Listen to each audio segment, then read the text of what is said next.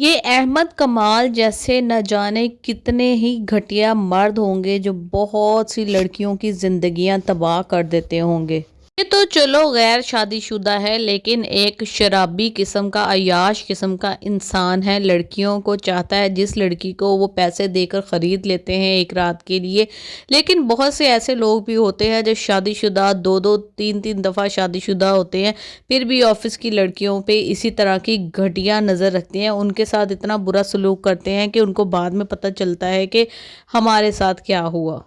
لیکن سارم سے مجھے یہ امید نہیں تھی۔ جب تک وہ بوائے فرینڈ رہا اس کا، تب تک تو بہت ہی زیادہ انمول کا دم بڑھتا رہتا تھا ہر وقت۔ اور جب سے اس کا نکاح ہوا ہے، جب سے وہ تمہاری عزت بن گئی ہے، تمہاری بیوی بن گئی ہے، اگر میں یقین سے کہہ سکتی ہوں کہ انمول ابھی بھی اس کی بیوی نہ ہوتی اور صرف یہ کزن ہوتی تو یہ اس کی یہ خطا بھی معاف کر دیتا، یہ کبھی بھی اس کو مجرم نہ ٹھہراتا، یہ چاہے 20 دن مہینہ باہر رہتی تب بھی اس نے اس پہ یقین کر لینا تھا۔ لیکن جیسے ہی اب بیوی بنی ہے تو یہ گھٹیا پن پر اتر آیا ہے۔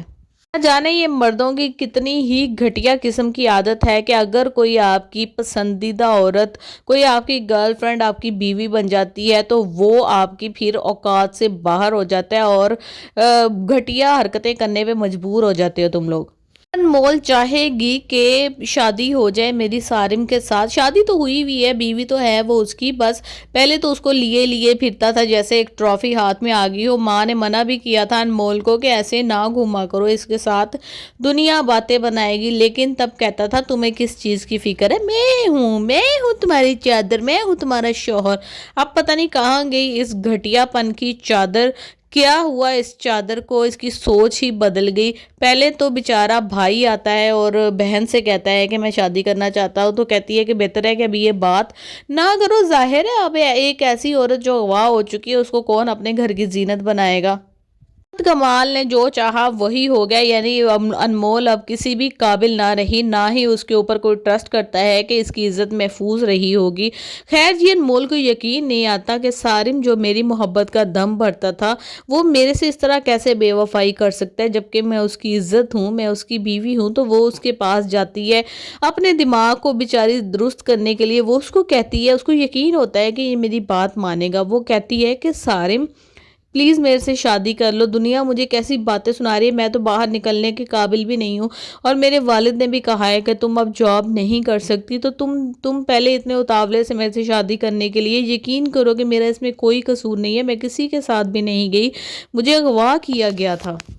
اور یہ کہ اگر تم میری بات کا یقین نہیں کرو گے تو اور کون یقین کرے گا؟ پھپھو تو پہلے بھی میرے بارے میں بہت سی باتیں بناتی تھی، میں نے تمہیں بتایا تھا کہ وہ میرا تمہارے ساتھ ملنا جلنا بھی پسند نہیں کرتی، تو تم اب جلدی کرو، پھپھو کو مناؤ اور میرے ساتھ مجھے رخصت کرا کے اس گھر کے میں لے آؤ۔ تو وہ کہتا ہے کہ بھئی میں تم سے شادی نہیں کر سکتا، تم سارے زمانے کی آوارہ اور بدنام لڑکی، میری ماں صحیح کہتی تھی کہ یہ اسکوٹی پہ نکل نکل کے جو گھومتی رہتی ہے، اسے آزادی کا چسکا پڑ چکا ہے، اب دیکھ لیا تم نے اس آزادی کا انجام۔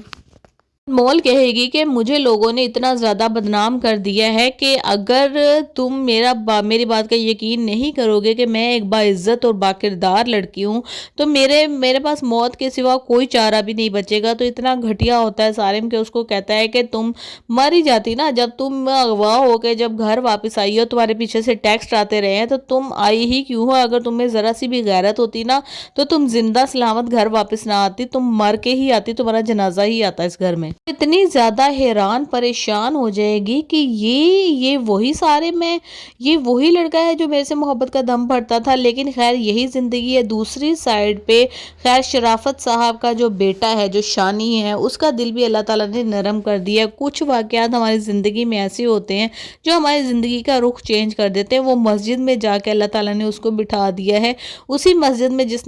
میں اس نے جھوٹا قرآن اٹھایا تھا، تو اللہ تعالیٰ کی اس پہ رحمت ہو جائے گی۔ مجھے لگتا ہے کہ اس کا دل جو ہے نا وہ اللہ کی طرف مڑ جائے گا، اور یہ جس طرح سے اس کا باپ ایک مذہبی انسان ہے، یہ بھی اپنا سارا گند بلا چھوڑ کر، ساری غلط قسم کی ایکٹیویٹیز کو چھوڑ کر اللہ کی طرف ہو جائے گا۔ دست ایکٹنگ ہے شانی۔